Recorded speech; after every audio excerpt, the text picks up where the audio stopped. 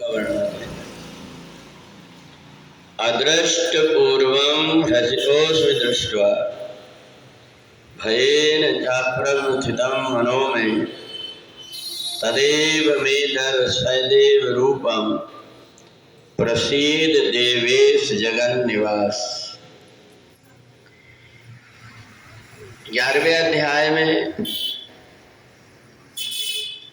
हम जब परमात्मा के स्वरूप के विषय में देखते हैं तो भगवान का कोई एक रूप नहीं।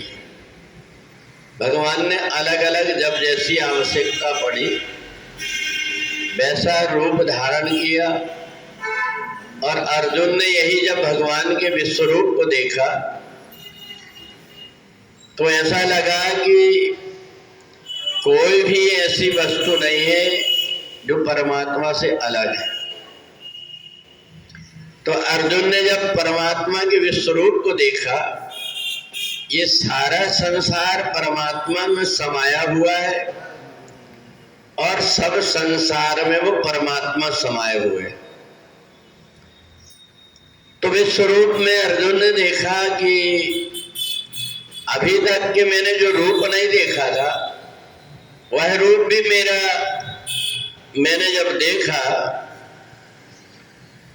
तो अर्जुन का मन भयभीत हो गया। अर्जुन सोच रहा था कि यम कोई दूसरा है, मृत्यु कोई दूसरी है, परंतु जब देखा उनने कि परमात्मा ही यम के रूप में भी है, परमात्मा ही धर्मराज के रूप में है, परमात्मा ही इंद्र के रूप में है और परमात्मा ही आदिशक्ति भगवती जगदम्बा के रूप में है, तो जहां जहां जो भी रूप देखता है अर्जुन तो उसको परमात्मा के अतिरिक्त कुछ नहीं दिखाई देता। एक बार जब देखता है तो विराट रूप दिखाई देता है, दूसरी बार उसी में भगवान का वो शांताकारं भुजग शयनम रूप दिखता है। तो अर्जुन ने जब विराट रूप को भगवान के देखा तो उसके मन के अंदर की शंका दूर हो गई। हमारे मन के अंदर भी कई प्रकार की शंका होती है कि हम भगवान के किस रूप को माने। कभी कोई गणेश जी के विषय में कहता है, कोई हनुमान जी के विषय में कहता है, कोई राम जी के विषय में, कोई शिव जी के। तो ये मन के अंदर का जब तक के हमारा संशय और भ्रम दूर नहीं होता तब तक हम परमात्मा को पहचान नहीं पाते।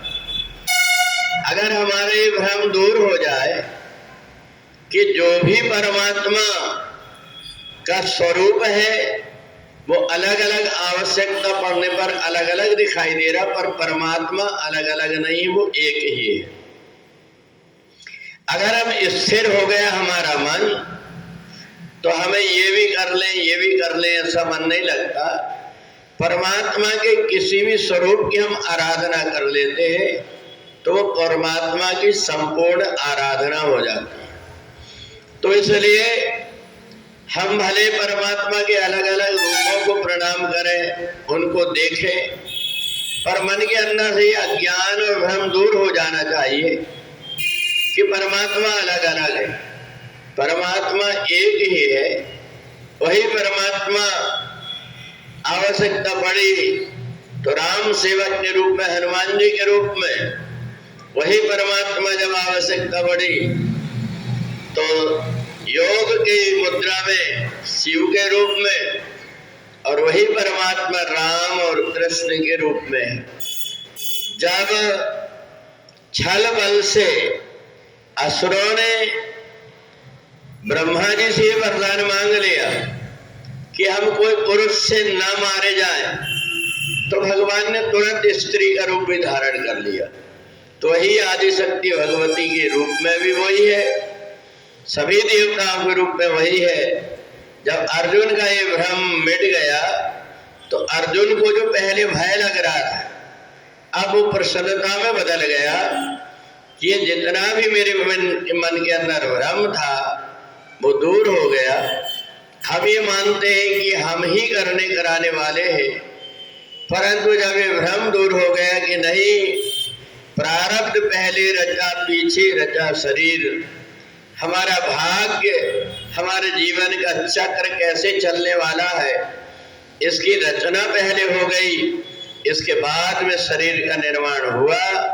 तो प्रत्येक जीवात्मा परमात्मा की ही इच्छा के अनुसार कर्म करते रहता है। कितनी भी बार कोशिश करता है कि मैं ये कर्म ना करूं, परंतु पहले जन्म के किसी कर्म के कारण, भोग के कारण वो कर्म का यहाँ पर समाप्त हो जाए भोग, इसलिए उसको करना पड़ता है। तो इसलिए जो परमात्मा की इच्छा में ला करके कि परमात्मा की जो इच्छा है उस पर अपने आप को निर्भर कर देता है, उस व्यक्ति के संशय और भ्रम भी मिट जाते हैं और उसका आवागमन का चक्कर भी मिट जाता है। बोले वृंदावन बिहारी लाल की जय।